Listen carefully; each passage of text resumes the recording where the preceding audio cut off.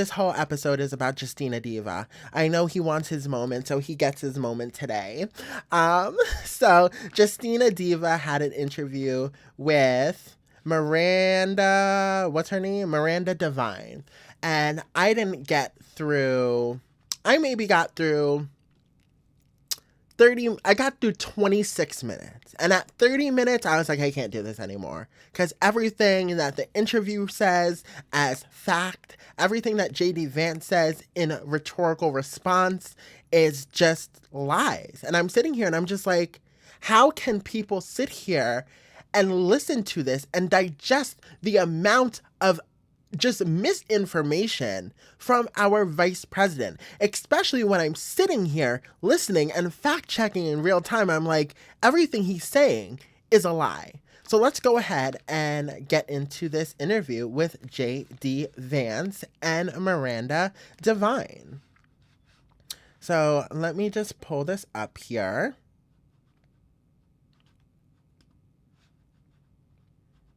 That's if it wants to work. All right.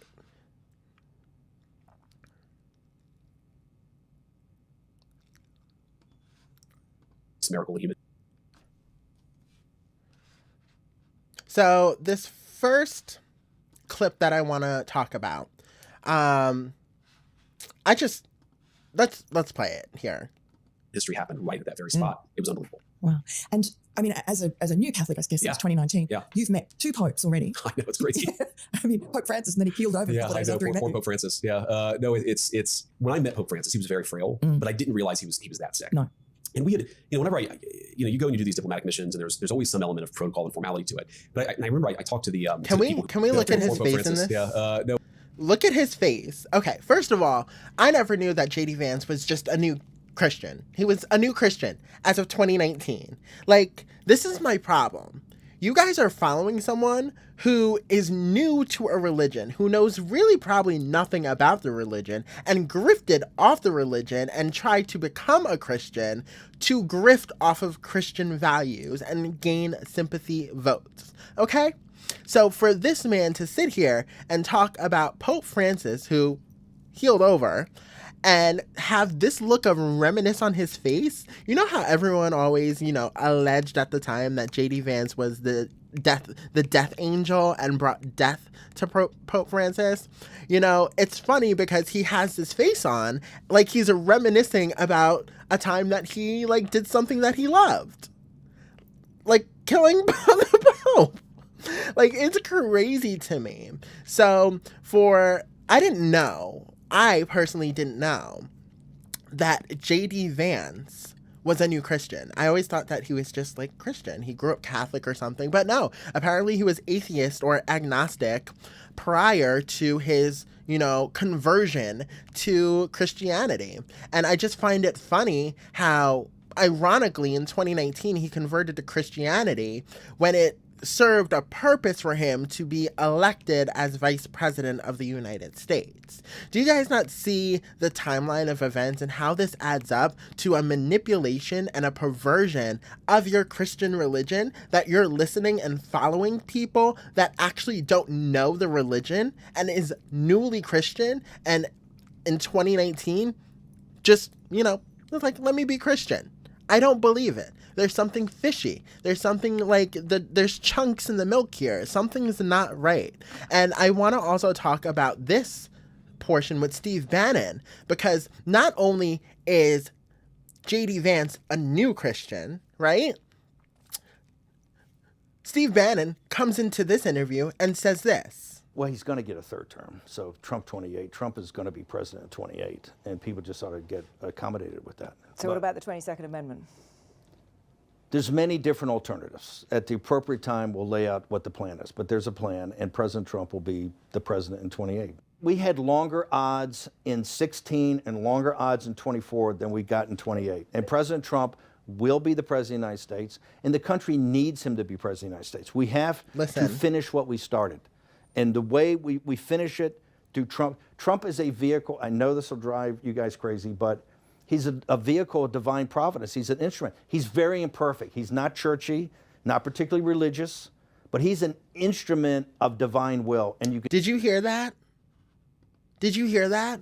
He's not churchy. He's not churchy. He's not particularly religious. Trump. This is Steve Bannon saying that Donald Trump, the shit stain of America, is not particularly religious and he's not churchy, but he ran on Christian values and loving the Bible and loving God, but he's not religious or churchy. This whole administration bamboozled the Christian faith. I'm telling you straight up. Not only is J.D. Vance a new Christian who probably knows nothing about Christianity and converted to Christianity out of the fact that it would get him votes and an opportunity to serve in the White House, but Steve Bannon is sitting here saying straight up, Donald Trump is not churchy, Donald Trump is not religious, we're just using him because he's a vehicle for MAGA, who is not a Christian, well, I don't want to say they're not a Christian, but they use Christianity as a vehicle to get votes. It's deceptive. It's very deceptive. So, again, you have all these people coming out and blatantly saying that they don't follow the Christian religion, but you voted for them because they followed the Christian religion. Isn't that insanity? You voted for these people that don't follow your religion and used it as a crutch to gain power. And it's written in fact with Steve Bannon saying it. It's written in fact with J.D. Vance converting to Christianity in 2019, which the timeline correlates with him getting the opportunity to run alongside, potentially Donald Trump. It's all the writing on the walls. These people don't give two fucks about your religion. They don't. What they give a fuck about is greed and power and grifting off your religion to succeed in that greed and power and take over America. And once they have that power, you think they're going to care about your religion, your Bible? No, they're not going to follow it. They're going to manipulate it and pervert it into sections and into law in the United States that restricts minority groups of people, that destroys civil rights. That's what they're going to do. And they're not going to allow you to have your Christianity, your faith in your book. It's going to be a new form of Christianity where you have to kneel and heel and bow down to what is to come. And that is this new implementation of a dictatorship of America. It was never about Christian values. It was about power, and it was about greed, and it was about control. And they used your Christian religion to manipulate it. So, as we continue on here, in J.D. Vance's interview, he just spouts so many damn lies. So the first one I want to talk about is he lies about J.D. Vance's, Justina Diva lies about Biden's stance on abortion. And I'm like, I'm pretty sure Biden never said what he's saying he said. So let's go ahead and take a look at this here while I get it up. Was like the most extreme possible on the abortion issue. I mean, it was taxpayer funded because Biden was particularly egregious on the abortion issue. I mean, I was growing up, Democrats would say we want abortion to be safe, legal, and rare. Biden was like the most extreme possible on the abortion issue. I mean, it was taxpayer funded abortion up to the moment of birth, absolutely no limits. And he espoused that. It wasn't like other people were putting that into his mouth. That was what he actually said and appeared to have actually. He spouts that. It's not like other people were putting that into his mouth about having late term abortions up to the 9th month, right? Let's fact check that. Let's show what Biden's stance was on abortion, okay? Remember, the interviewer said no one put that in his mouth. No one put that in Biden's mouth. Biden said it from his own mouth. J.D. Vance said that Biden was extreme in his abortion views, okay? Now let's talk about the fact check here. Roe v. Wade, which had 3 trimesters. The first time is between the woman and the doctor. Second time is between the doctor and an extreme situation. The third time is between the doctor, between the woman and the state. The idea that the politicians, the founders wanted the politicians to be the ones making decisions about women's health is ridiculous. That's the last, no politician should be making that decision. A doctor should be making those decisions. That's how it should be run. That's what you're going to do. And if I'm elected, I'm going to restore Roe v. Wade. So that means he can take the life of the... So, he's saying that a doctor should be in charge. A doctor and the patient should be in charge of the decision in regards to abortion. Nowhere did Joe Biden say that he wants late-term abortions. Nowhere was his views extreme in regards to abortions. Now, let's talk about that interviewer who said, Biden used those words out of his own mouth. No one put them in his mouth. Listen to Trump here. Take the life of the baby in the 9th month and even after birth, because some states, Democrat run, take it after birth. Again, the former governor of Virginia, put the baby down, then we decide what to do with it. So he's willing to, as we say, rip the baby out of the womb in the 9th month and kill the baby. Nobody wants that to happen. Democrat or Republican, nobody wants it to happen. That is simply not true. It looks like Trump put those words out. Biden never spoke them. And yet the interviewer, Miranda, comes out with these lies, saying that no one put those words in Joe Biden's mouth. Joe Biden spoke them from his own lips. No, honey. Trump spoke that. Trump put that misinformation out there. And Biden straight up said, no, that's a lie. That Roe v. Wade does not provide for that. That's not the circumstance. Only a woman's life is in danger. She's going to die. That's the only circumstance where that can happen. But we are not for late-term abortion, period. We are not for late-term abortion, period. So again, it's just more lies in this interview from J.D. Vance and the interviewer to manipulate this perception of the left allowing babies to be murdered after birth and up to birth. Like, it's crazy. And the fact that this interviewer is sitting here saying it as fact, when obviously I'm fact checking it right now, this information never happened. It's like, why does this get to be put out on a public platform for public consumption, especially when our vice president, one of the highest positions in power, should have the integrity to not lie about these things? It's insane to me. Freaking insane. So another section of this interview here, I want to talk about immigration here. So we're going to go over here. Once I find the spot here. I don't know what happened to my clips. They just like all vanished.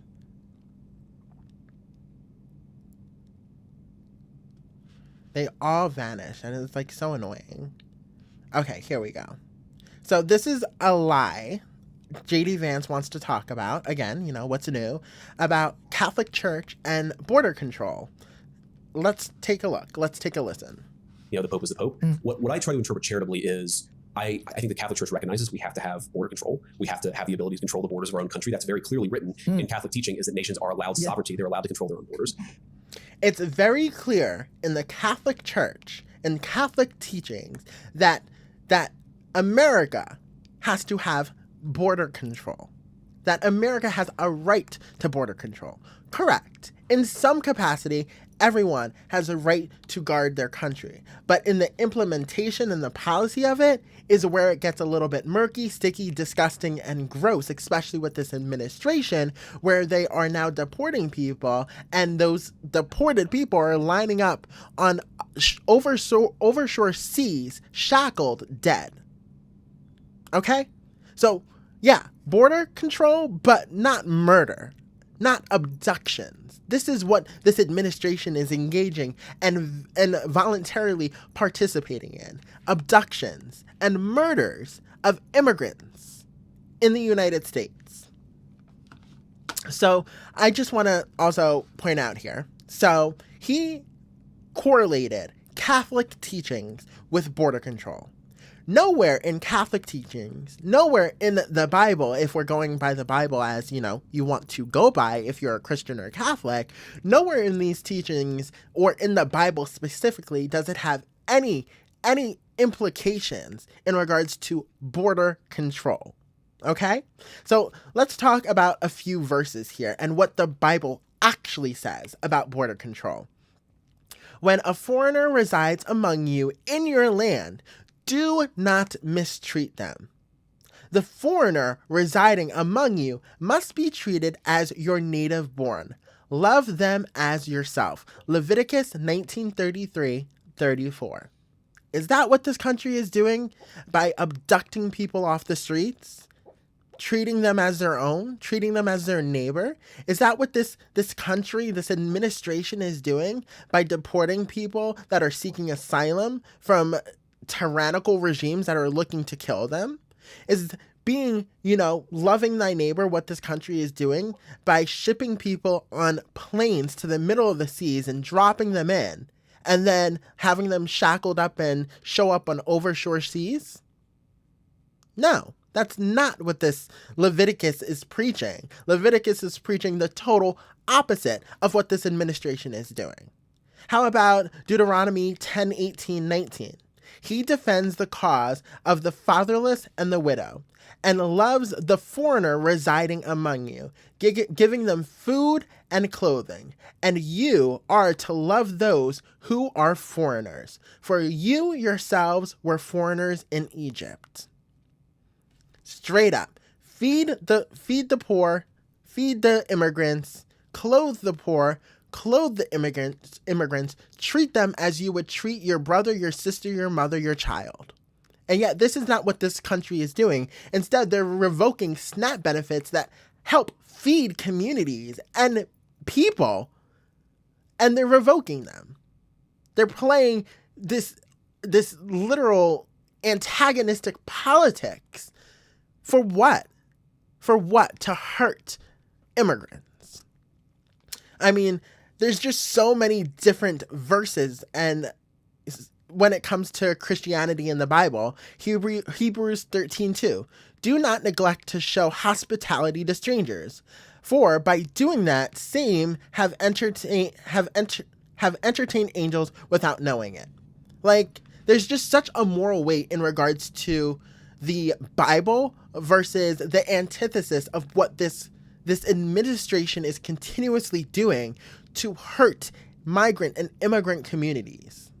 It's the antithesis. And for J.D. Vance to sit here and say the Catholic teachings, the Bible says we must have borders. We must have some sort of control over our borders. To an extent, yes. But you get to allow people and not mistreat people who come to your country. That is what you guys are forgetting in this administration. That is what you guys are misrepresenting. And that's what you guys are diluting in regards to your policy. Because you don't truly care about the Bible. You truly care about controlling American soil and who gets to be on it. You don't care about what Leviticus, Deuteronomy, Matthew, and Hebrews say. You don't care about those verses. You care about manipulating them and fabricating lies that don't even exist in the Bible. So what I stress and what I continuously want everyone to do, especially when you listen to these interviews, fact check what this man says, because now this is 17 minutes into the interview with a few topics, and each topic is lied, manipulated, and twisted with unfactual and disinformation. Check and fact check these people, because it is straight up lies. So another lie that he wanted to go on a tangent about is election fraud. So let's go ahead into this one here. Responsibility to protect is to stop the border crisis, which thanks to President Trump's leadership, that's exactly what we've done.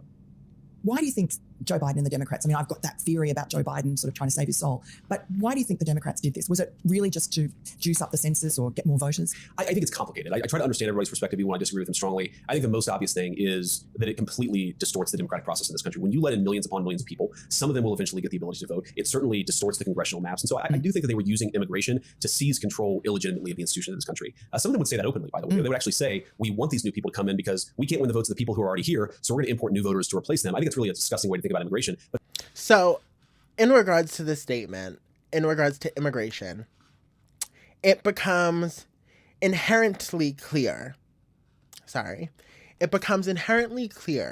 that these people continue to spout rhetoric, especially with loaded language, where it contradicts reality. When it comes to immigration, Donald Trump actually had quite a surge for the Republican Party in regards to Latino voters in 2024. And in his initial election, his first run, had significant turnover for Latino voters. So for Donald Trump and his administration to say that illegal immigrants contributed to voter fraud, which with unsubstantiated facts that even the Heritage Foundation disproved and proved as misinformation, that there was no, and even if there was voter fraud, it was 0.00001% that could have affected votes and the election as a whole. So for these entities and audits to come out and say there's been no voter fraud that can significantly affect the election when it comes to the 2020 election that, he lost. It's nothing but more misinformation that JD Vance, Justina Diva, is spouting out here. So the fact that Donald Trump continues to pout about 2020 and losing, you also have to think about the fact that Latinos voted for him in a big way in 2020, in 2024, and in 2016. He was actually one of the largest Republicans in the modern era to have the Latino vote swing his way so much that it created a practically half-half demographic of Democratic Latinos and Republican Latinos. So are you saying, and it disputes his unsubstantiated facts that Latinos are the issue. It disputes his unsubstantiated facts that illegal immigrants contributed to voter fraud because there's no substantiated facts of that, let alone illegal immigrants can't vote. So all of these things that Donald Trump and JD Vance continues to spout on the daily with this misinformation and rhetoric and loaded language that misrepresents reality is harmful and it's untrue. And again, JD Vance sitting in this interview stating that immigrants were the problem in the elections. And it's just not true, especially when Latinos and immigrants who came to this country legally and voted for Trump in large numbers. So again, it's disproving any sort of allegations from this administration that voter fraud occurred in 2020 as well as 2024. Because Donald Trump, again, got the big swing in regards to Latino voters and even misrepresented communities. So it's complete and utter bullshit. More lies. But it gets better because JD Vance has more racism. More racism. But some of them said that. Now, if I'm being a little bit more charitable, I think that was certainly going on. I also think that there was this distorted humanitarian thing going on where any law enforcement period, these people have convinced themselves as somehow unchristian or immoral. I think that's the wrong attitude to take because when you don't enforce the law against the people who violate the law, you empower the sex traffickers, you empower the murderers, and you empower the drug dealers. And you bankrupt. Let me make this make sense. And this goes to defund the police too. No one wants law enforcement to be disbanded. We want law enforcement to be reformed so they don't hurt American citizens, so they don't target American citizens. That is what we want this is what it means when it says defund the police. It means reform the police, so that way we can allow everyone to walk in the streets perfectly fine without a fear of being discriminated against.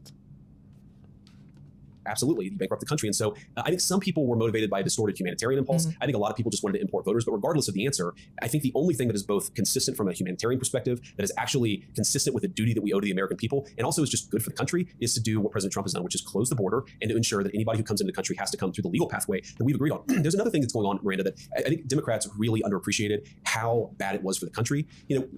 Our immigration policy is set, in theory, by Democratic policy. You vote for congressmen and women. They enact the immigration policy. The President of the United States enforces that immigration policy. When you have millions upon millions of people coming into this country illegally, it violates the fundamental social contract that the American people get to make our immigration law, not a lawless American president completely disregarding that law. And that's what happened. Is a lot of Americans lawless American president. They're actually violating Trump. the law to let people come in, which drives up the cost of housing, actually has a lot of people competing against Americans for American jobs. And you do it in this fundamentally illegitimate way, because if Joe Biden stood before the American people and said, I'd like to let 5 million low-wage immigrants into this country every single year, the American people would say no. But he didn't. About would you give illegal migrants free healthcare? And they all put their hand up and said, of course. It's just a Here we article go. of faith This in the is what Democratic it was. on stage. And they all asked a question about would you give illegal migrants? No, but he didn't ask the American people. He just did it without asking permission. In the Democratic primaries, when all the candidates. But I also think so. This section is important as well.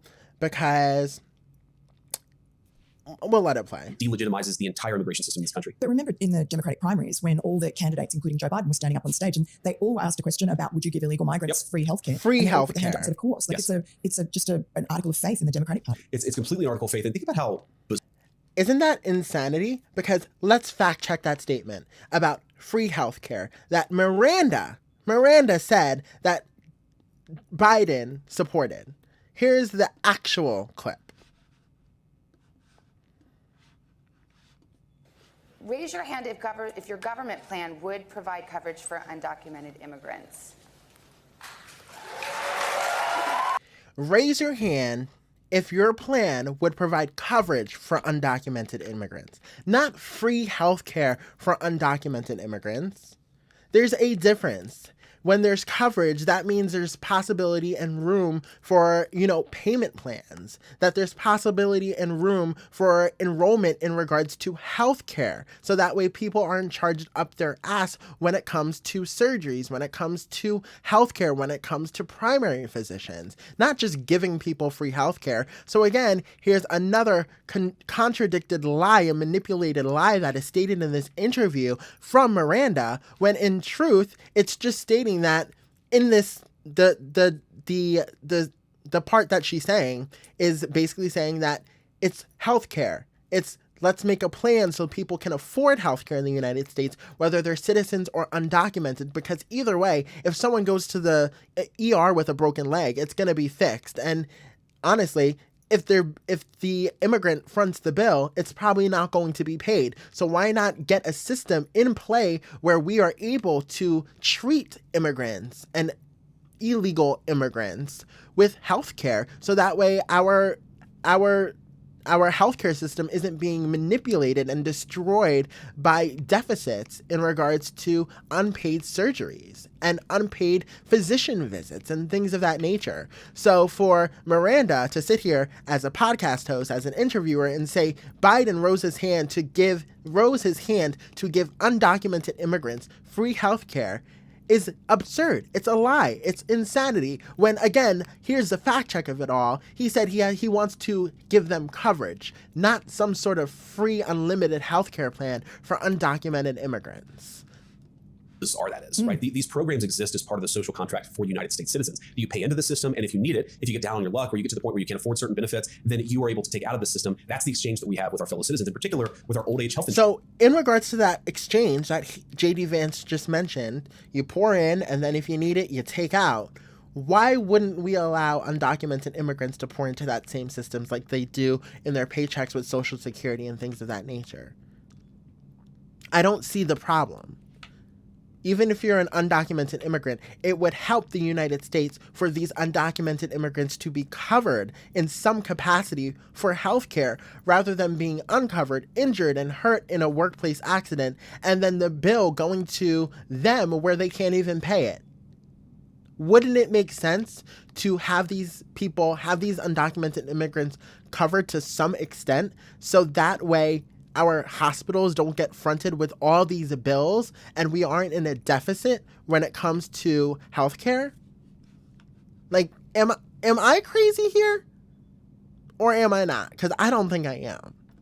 Insurance program. It is that you pay into the system your entire life, and when you get to the point where you're retired, you get access to high quality healthcare, right? That's the whole idea. If you're going to give Medicaid and Medicare benefits to illegal aliens, you completely destroy that system, you bankrupt it, and you make it so that Americans themselves are not able to access that system. I saw That's not true. You can still access your health care.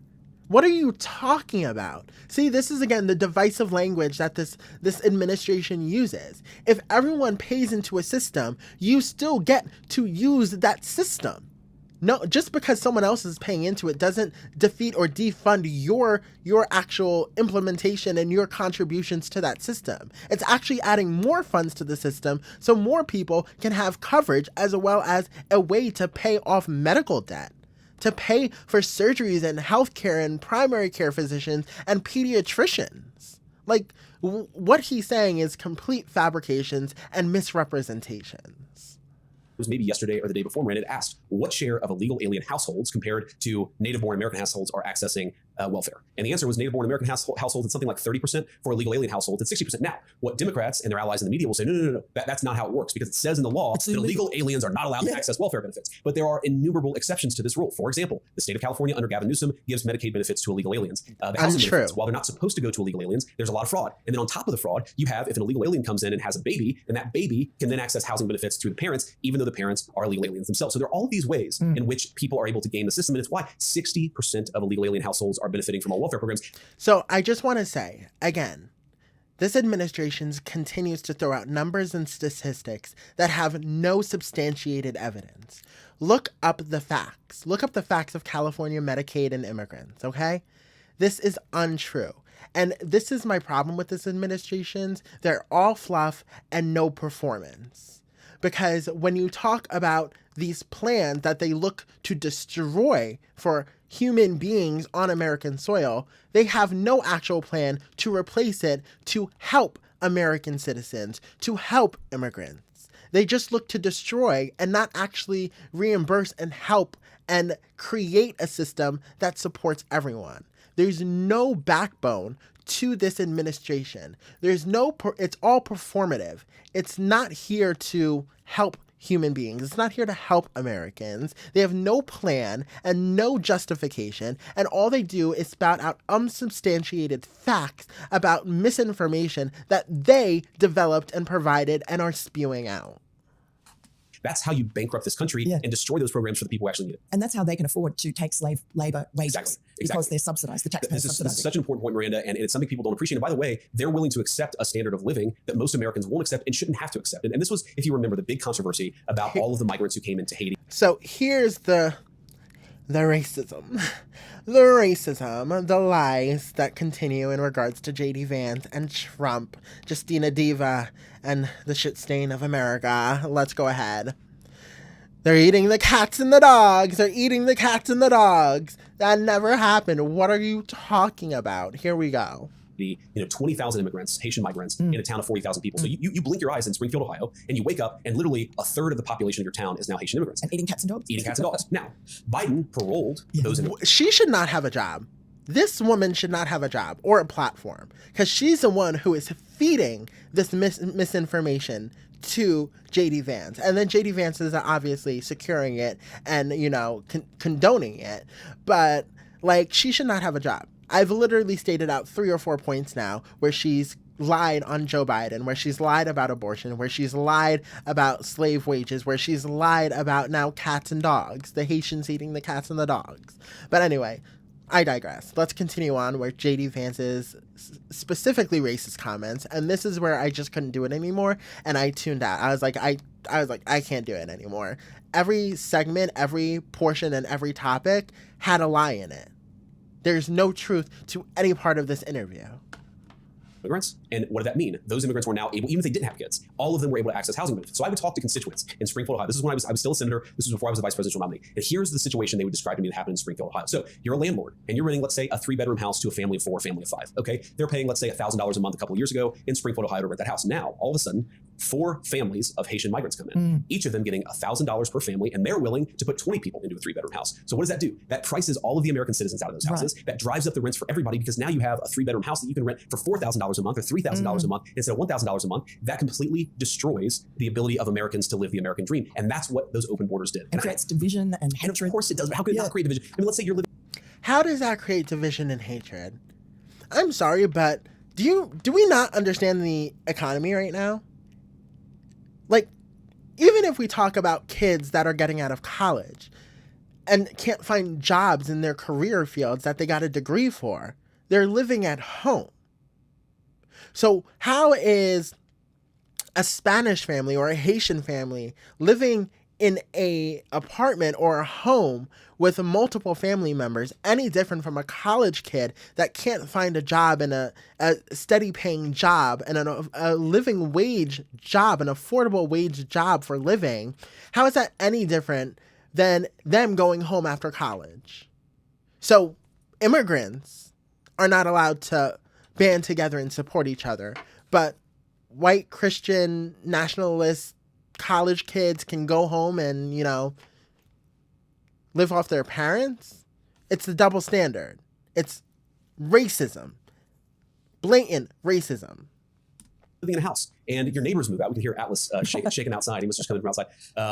But you have, let's say, a family of 5 you've known for 5 years, 10 years, moves out of the house, is actually evicted from the house because there are people who are going to pay more for rent. And then what happens is 20 people move into a 3-bedroom house, 20 people from a totally different culture, totally different ways of interacting. Again, we can respect their dignity while also being angry at the Biden administration for letting that situation happen and recognizing that their next door neighbor is going to say, well, wait a second, what is going on here? I don't know these people. They don't speak the same language that I do. And because there are 20 in the house next door, it's a little bit rowdier than it was when there was just a family of 4, a family of 5. It is totally reasonable and acceptable for American citizens to look at their next door neighbors and say, I want to live next to people who I have something in common with. I don't want to live next to 4 families of strangers. And the fact it's totally reasonable and American to judge people on their skin color. That's called racism. That he literally just said the quiet part out loud. When do we get to choose our neighbors? If you move into a neighborhood, you don't just get to choose who lives next to you, unless you're in like an HOA or something like that. But like, you don't usually get to choose your neighbors. So I'm so dumbfounded by this conversation. And this is where I tuned out, because I was like, all right, this is just racist rhetoric and Republican talking points and MAGA talking points used to push this agenda of immigration being evil and immigrants coming to this country being evil. Because again, he used an analogy of 20 Haitian immigrants in one home. And again, I point out the difference. What's the difference between a Christian family banding together and renting out a home? It's only a problem if it's Haitian immigrants. It's only a problem if it's Latino immigrants, right? It's only a problem if it's Latinos, even if they're legal. It's only a problem if it's a black family. It's a little bit rowdy for the black family, but you know, we're not going to pay attention to the fact that Christians do the same thing to game the system in regards to rent, as he pointed out, right? White people do the same thing. It's not like being corrupting and creating distrust in the system isn't delegated to one group of person. Like, you can't, again, this administration boxes people, and that's what's divisive. This administration is creating the divisive abilities of this country, not Haitian immigrants who are here trying to create a better life for themselves, not Latino immigrants who are looking to create a better life with themselves, not Latino families who are trying to create better lives for themselves and say, okay, we can band together and afford our lives if we live together instead of separately, and paying $2,500, $2,600, $2,700, $4,000 for rent for a one-bedroom apartment. So again, JD Vance is saying, we support the major companies. We support the business. We support the corporations of America that abuse Americans by raising rent prices so high versus the ability for actual Americans to afford a livable life. That is what JD Vance said in this, all while cloaking it in a dire blanket of racism, saying we should be able to choose who our neighbors are, and we should feel comfortable with who our neighbors are because we should be able to see them as white Christian nationalists. No one else should live in our neighborhoods. When the fuck, as Americans, did we ever get to pick our neighbors? I want to know that. Someone answer it for me. Someone fucking answer it for me. But just after this point, I tuned out. I was like, I can't do it. I can't do any more of JD Vance. I can't. I couldn't do any more of the lies. I couldn't do any more of the misrepresentations. I couldn't do any more of Miranda spouting out Republican talking points and MAGA talking points. I couldn't do any more of Justina Diva's bad eyeliner and the caked up face makeup. I couldn't do it. I was like, I need to stop. I need to get out of here. This is too much. So I stopped. But again, this is the problem in this administration, this interview that I watched 30 minutes of and was able to disprove with factual information and factual evidence and video shows that this administration continues to use rhetoric that's divisive and targets immigrants and immigration as evil, when in actuality, immigration is the fabric of America. Immigration is what creates the culture of America. And I don't remember who said this, but I'm trying to specifically remember what was said here. Someone said immigration creates division. I'm trying to remember who said it. Someone said immigration creates division. And it's just untrue. What creates division is fear. So the fact that you don't know your neighbors, JD Vance, maybe you should just go next door and say, hi, I'm Justina Dieva. Oh my God, please don't use my last name. No, sir. Just be like, hi, I'm Justina Diva. And like, who are you? I want to get to know you. Let me just make sure you're a good family, talk to people. That's how you create less distrust, by talking to your neighbors, not by racially profiling them as rowdy because there's 20 of them living in the apartment. America's expensive, JD Vance. Let people live with their families. Like, crazy. Anyway, guys, if you haven't, go ahead, hit that subscribe button. You guys can follow me right here on YouTube for the Civil Point podcast, as well as you can go on Facebook and TikTok and look up TCP clips, where you can find all of my clips for the podcast here. I really do appreciate you guys. I really do appreciate the comments, because I love getting everyone's point of view. Even you maggots are in my comments. I love it. Like, love a good point of view. But get some taste, get some brains, get some education.